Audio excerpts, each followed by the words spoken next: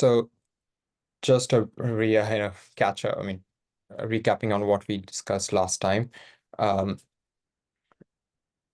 we were saying how we're going to be, focusing on uh, the next 2 weeks where we're going to be, trying to understand the performance from by doing a Monte Carlo simulation, seeing what the 1 year performance, 1 year out of sample performance is, and 2 year, and so on, just to get an understanding of when does how often do we see, at what point of duration do we see an outperformance by the portfolio in beating S&P 500? So the team and I, we were really focused on, trying to, do the back testing and, implementing the framework properly. Um, because what happened was like each time we were running into issues. So eventually we finally, were able to, run a Monte Carlo simulation. And what we found out is that this is the results that we found out. Obviously, the number of Monte Carlo simulations that we did for the optimized portfolio was very less because we just wanted to, save on computational credits. And what we found is that usually in 1 year, the first year, you saw a lag behind the S&P 500. But in year 2 and 3 and in every other year, most of the time, it was outperforming the market by at least 4%. And this is what you can see here, like, the S&P 500 did 19% in the first year, whereas in the optimized portfolio, it was lagging behind by 3%. But if you look at the optimized portfolio in the second year, it does very well when it compared to the S&P 500. Now, obviously, when I was running this, I was just running for one particular combination. This is just a pure market beta, having no exposure to value or any other or to size. And uh, my hope is that once we, sort out the framework, we will be able to run through it, like run through the entire stuff, and give out, yes, this particular combination is, showing outperformance in year 2 by 3%, 99% of the time, and by year 3, 5%, 99% of the time. We want to really go to those metrics, and that's what we've been like focusing, we've been focusing on in the framework. And the next step is to do a computate, like, run the simulations on bunch more combinations, and trying to understand what is the effect of value on a portfolio, or what is the effect of size factor on the portfolio. Does it really, give out outperformance in the long term? So that's what we've been focusing on.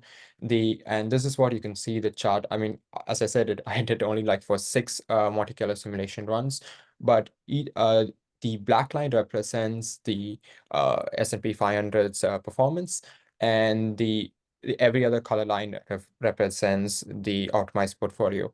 So on general, you can see that, it was about the up around the S&P 500 in year 1. But in year 2 and 3, it starts to, give out an edge in the market.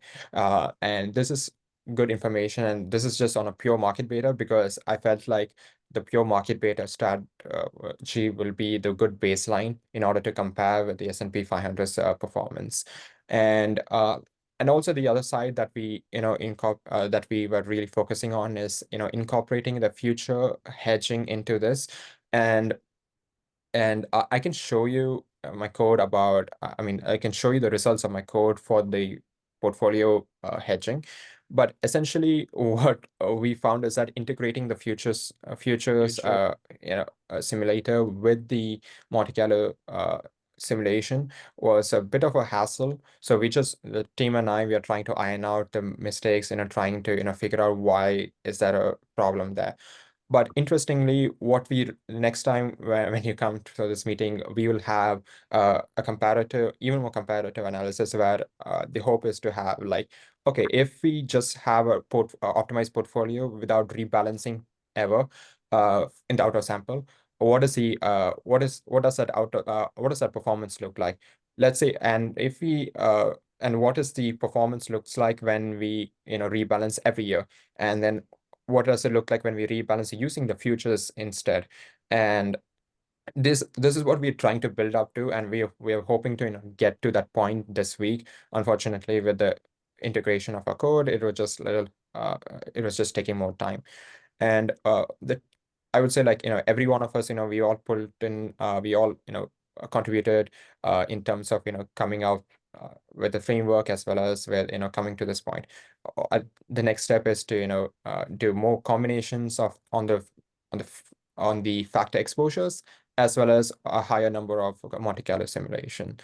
And I'll hand this over to Vincent, who is going to just mention about how he's incorporating parallelism in our performance, in our portfolio calculation. Vincent? Yeah, thank you. Yeah, that's a great slide. Originally when we were working on it, we ended up spending like 25, 30 seconds each attempt to run through the simulator. So it just makes it really hard to work on it. So I was just trying to make it run faster. So I started using the joblib library, and this allows you, the parallel part allows you to run each simulator function in each individual CPU core. So for example, my computer has 6 cores, so I can run the simulation in each of those 6 cores and use 100% of my CPU power. And the threading process allows for the shared memory usage. That's basically just what allows each CPU to be run simultaneously. And theoretically, it could run up to 600% faster, but then the delayed library from joblib ensures that they run at the same time so they don't get overused and crash. So then currently the average results are about 270% faster, which definitely makes it easier when we're trying to just run out like 5 quick runs to get a little bit of like a idea of how it's running. And so yeah, it makes it a lot easier to work on, makes it faster for us. And then overall, once we start running a lot more attempts, it can save on computational credits, which will be really helpful in the future, we hope. So yeah. Yeah. And yeah, just stop presentation. So yeah, as I mentioned, the hope is that, the team, all of us, will be able to, get out more metrics like Sharpe ratio, finding, I mean, I did calculate the average returns, but also like other metrics that are of interest for portfolio managers. Using this, you will be able to, truly understand what is the effect of factors on a portfolio is. So that's what we are building up to. And once we integrate the futures simulator into this, we'll be able to understand what's the effect of the rebalancing and non-rebalancing on the portfolio. Yeah, no, makes sense. Great presentation. It looked good. I have one quick like point and then a few questions. Do you mind sharing your screen Yeah, again and sure. going to the one where you showed the chart, Yeah. the line chart? It's a really small comment. If you're ever Okay. showing a line chart, you always include legends. You know what I mean? Yeah. As small as Yeah. even if it's like a text box on the right side that's not actually tied to Yeah. like coding parameters, like just Hmm. like verbally having to explain what it is, like like for future reference, like just always include legends when you have a chart. That's like a tiny Got comment. it. And then the next Yeah. question, like that was like a tiny just point I wanted to make. The big one is I Yeah. wanted to ask like a more higher level question and like intentionally like try to dumb down the answer when I ask this question. But like, what is the Okay. overarching objective of the Monte Carlo simulation? What are we truly just trying to understand? Well, we want to see what's the effect of random portfolio or equity selection is having on, in their overall returns. And this is like because when Asim was here, Asim and I, when we used to run the simulation, each time, you get a different allocation to the equities in the S&P 500, but it also had an kind of equal, it had a good amount of impact on the out of sample performance. So sometimes, because the equity has been assigned to a company that was supposedly good, but now, let's say due to COVID, it had some kind of bankruptcy issue or something like that. That's a bit of a less less of an outperformance by the portfolio. So this was on just to get an understanding. Okay, if we randomly generate a portfolio, what is the expected return on that particular factor exposure? So this means that, oh, let's say I just want a pure value, or let's say pure size portfolio. What is on an average basis, like if we randomly select our equities, what can we see in terms of our performance, like in 1 year time, 2 year time, 2 year time, and so on. So yeah, that was the Yeah, idea. no, So that makes sense, and that's kind of why I asked to like almost like dumb down or like simplify the answer because like let me try Yeah. rewording it a different way and confirm this is what you're Okay. doing. The purpose of the Monte Carlo simulation is really just to understand what target betas we want to use in the optimization model, right? Yeah. Yep. Yeah. So like That's true. that's just what I mean by that. So like taking a step back and recognizing the overarching objective and like simplifying it is a really important step because like when you're Mhm. talking about like doing Sharpe ratios and average performance, like then you get a little bit lost in the re weeds and you kind of go down the rabbit Yeah. hole. Like the Hmm. end of the day, the question becomes like when you're trying to outperform your S&P and you're trying to beat the benchmark in this case, like your Hmm. optimization model is doing better, which is awesome to see. But like the Yeah. optimization model, correct me if I'm wrong, the optimization model is just rebalancing the weight based on what exposures we want. We're not necessarily making Yeah. a bet or forecasting what performance is going to look like. It sounds like what we're doing, that's why I started with the Monte Carlo is sounds like we're making the assumption that the distribution of the return and standard deviation is for the most part stationary. So like over time, like Hmm. what the expected return is for, let's say, value versus like size is going to be consistent. So we're basically Yeah. creating based on the Monte Carlo simulation of what return expectation we can have, how can we optimize what target exposures we want, and then we Hmm. can see how that beats the benchmark. And like if that is Yeah. what's happening in this chart, like that is really impressive and really good because it's showing that like we are creating like a strategy that is outperforming, but it's like Hmm. recognizing like what is the optimization model? It's not trying to forecast which like factor will outperform. It's just Yeah. trying like you're doing analysis on the side to determine what is the expectation of returns, and then you're like coupling that with the optimization model of what weights, which is like not a problem by any means. Just like, it's always Yeah. good to take a step back and recognize like what we're actually trying to do in a more simplified and like dumbed down manner because it would just make a lot of things make Hmm. sense. Yeah. Yeah, exactly what you said. The idea was like, hey, this random generation of the portfolio tends to, average around one particular, midpoint. And, we're just saying, okay, let's, take those midpoints and do a comparison with any other combinations that we're looking at and seeing, oh, where does this fall into, in terms of average return in 3 years' time. So eventually, we would like to, incorporate something that takes in these information and say, oh, this is what we recommend based on your parameters. Or let's say, a fund is endowment is looking saying, hey, we want to a mid cap exposure for 5 years time, and we want outperformance at least by 5%. By putting these parameters in, we'll be able to say, hey, uh, this is what our you know analysis do indicate, and this is what your exposure should be from a factor perspective.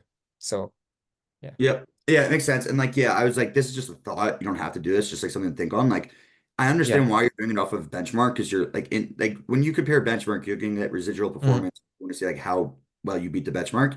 But the Yeah. purpose, like the optimization model, isn't really to beat a benchmark. You described it perfectly. Yeah. You ask someone, Yeah. you say, what return, what risk do you want to be taking on? In another way, like Mhm. what risk adjusted return or Sharpe ratio do you want? Like, are you targeting? Yeah. And then like that becomes your benchmark. So it's like we're shooting Okay. for a 10%, like we're shooting for a 4% annualized return with a deviation of, roughly, 1%. Like you create your Hmm. own risk and return parameters, and the Monte Carlo simulation can inform you like, oh, like this combination of exposures, like Hmm. 1.2 beta of size and zero point 0.7 beta of value will traditionally get you a return and risk of this. You know what I mean? Like you can create Yeah. your parameters. So then you can basically say like overarching question becomes like you have a prospect who wants to invest in you and they say, hey, like Mhm. we want, this return stream and we want this volatility. Like what combination of like beta parameter, like how can we get that? And you can say, oh, as a Yeah. factor investment specialist, like you should have these beta exposures. So we would take your portfolio and we would allocate and tilt the weights accordingly to like match it. And then you can show Yeah. like your benchmark becomes their target risk and return, and your Okay. portfolio is the residual that compares. It's just like it's very similar, but it's slightly tweaking like the philosophy of how. Yeah. Yeah, that actually makes sense because yeah, because it's like instead of like using just like a one common benchmark, you are like more dynamically saying, oh yeah, for this is a benchmark in the industry, and we are saying that we're giving at least like 1% alpha beyond that. So yeah. Yeah, okay, definitely I'll make that change in our philosophy so that going forward is more dynamically adjusted to the risk. Yeah, So yeah, exactly. And it's just like, yeah, like it goes back to just like thinking about like what we're trying to accomplish, what we're trying to do. mhm, Because like don't get me wrong, like, I'm just a sponsor. Like if you guys want to continue going down of like the hedging futures route, like I'm all for that. I don't know if you remember this last semester, but like, that's not yeah, what my bread and butter, that's not what I do. That is yeah, more tied to like, like hedging, like you're like it makes sense. Like I remember like going through it, like it makes sense, but it's like recognizing yeah, like, that's kind of a different route than like what this is. So it's understanding yeah, like which route are you going? You don't like obviously feel free to go down whatever route you want, but just I yeah, would caution you of like trying to do too much at once because like there's already yeah, so much in this like project that we're trying to do. So when you add a different yeah. element to it, it sometimes takes away from like the focus point. That's true. So the idea behind, the future hedge that we were, incorporating last semester was really, okay, portfolios need to rebalance in some time. um, you know, by thesis, by not rebalancing, it's better for you because, research out there says that by rebalancing, you're just, incorporating more risk and not really, gaining from the advantage of the size of the companies growing. So that's true. But it's really is that like from a portfolio manager point of view, I was like thinking, well, eventually they're gonna rebalance. So instead of just rebalancing using where you need to shuffle all their portfolio and you're losing, the potential alpha from, any kind of small cap exposure that you have, you are essentially saying, hey, I'm just gonna get that exposure for you through the futures.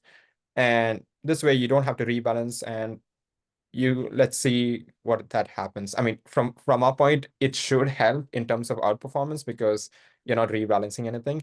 But research, we're all reading research papers as well, and research out there still says that, oh yeah, by not rebalancing at all, it's actually better for you. Sorry about that. Better for you.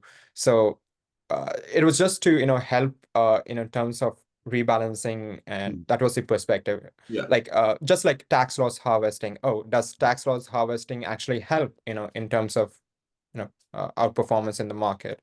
Or does it negatively affect you? That's what we are trying to get to, at No, that least. makes sense. And don't get me wrong, I understand the use case. I'm just saying from Yeah, like my perspective and like the audience yeah. perspective, like anyone who reviews it, like it adds complications and it makes it kind Okay, of harder to follow like what's going on. Like if we got it. perfectly, if you had a perfect, if we worked on this and this, you created your own company where you're actually actively managing this investment portfolio and you like really Mhm. like fine-tuned it and then you added that element, it would make more sense. But because like Okay, this isn't perfectly like constructed yet, it's still just like, an academic research project. It's like yeah, it gets a little bit, it's easy to get lost in the weeds. Maybe not for you because you're working inside of it and you understand exactly, but like, yeah. from a perspective of anyone else who like sees it, like it does add confusion. Like again, I Mhm. understand like what you're doing, like trying to like mitigate lost alpha by like keeping your hedging exposure. Like it makes sense. And like, the trade-off between like the transaction cost of rebalancing versus like future hedging is probably you decided that it's worth it. Like it makes sense, but it just adds Yeah, complications of like understanding what's going on. I'm not saying don't absolutely. do it, just keep that in mind as you Okay. decide to work on it. Okay, yeah, I'll definitely, keep that in mind because, yeah, you're right. Like in terms of like, it's almost like we're doing two different projects and we're like saying, oh yeah, it is technically one project. I think Mhm. that's what you're trying to say, and it is kind of true. Like that's how we thought of it, and probably we should think of more like in a cohesive manner so it makes sense. Like, oh yeah, this is the overall arching theme of the project, and this is what they did. So yes, I'll definitely, keep that in mind going forward. Yeah. But yeah.